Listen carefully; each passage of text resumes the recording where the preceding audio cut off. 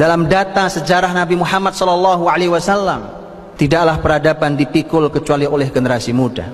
10 sahabat Nabi yang dijamin masuk surga, yang merupakan orang-orang awal: Abu Bakar, Umar, Utsman, Ali, Abdurrahman, Zubair, Talha, Abu Beda, Sa'id bin Mu'adz. Ketika 10 sahabat yang dijamin masuk surga ini, kita melihat data usianya sangat luar biasa dan istimewa. Berapa yang Anda bayangkan tentang usia mereka? Orang-orang awal yang ada di sekeliling Nabi dan kelak mereka semua pemimpin. Kepemimpinan hanya berputar di antara mereka.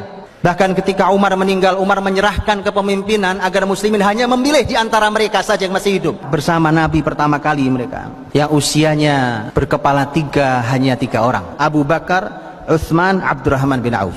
7 orang di bawah kepala 3 usianya, bahkan 5 orang di bawah 20 tahun.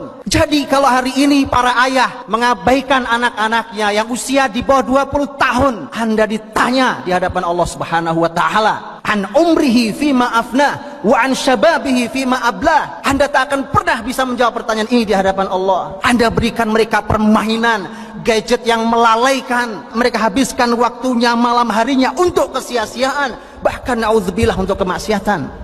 Anda tak akan pernah bisa menjawab pertanyaan Allah ini. Kemana dihabiskan usia mudanya? Kemana diselesaikan usianya? Sekaligus menjadi sebuah renungan besar untuk generasi muda kita, wahai para pemuda. Sebuah renungan yang tidak sederhana.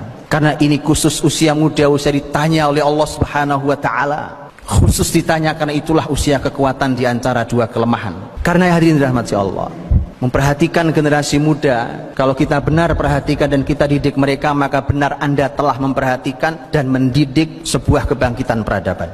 Karena seluruh data yang saya paparkan di atas tadi adalah merupakan sebuah data sejarah yang ternyata Allah ingin berikan sentuhan. Bahkan orang-orang besar yang diabadikan dalam kitab suci pun ternyata generasi-generasi muda. Karena kita sedang berebut dengan kebatilan. Kebatilan juga menyasar anak-anak muda. Kalau yang hak diam saja, maka anak-anak muda akan diambil oleh kebatilan. Karenanya mari kita berlelah-lelah. Karena yang batil pun siap berlelah-lelah. Karenanya mari kita keluarkan harta kita untuk mendidik mereka. Karena yang batil pun telah mengucurkan dana yang tidak kecil untuk menghancurkan generasi muda kita. Kalau lelah itu biasa, penat, perih, pedih biasa. Allah berfirman, in takunu ta'lamuna fa innahum ya'lamuna kama ta'lamuna wa tarjuna minallahi ma la yarjun.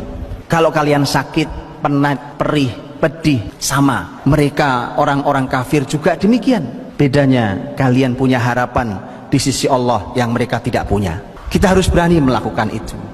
Kita harus merebut generasi muda kita dari tangan orang-orang yang memperjuangkan kebatilan.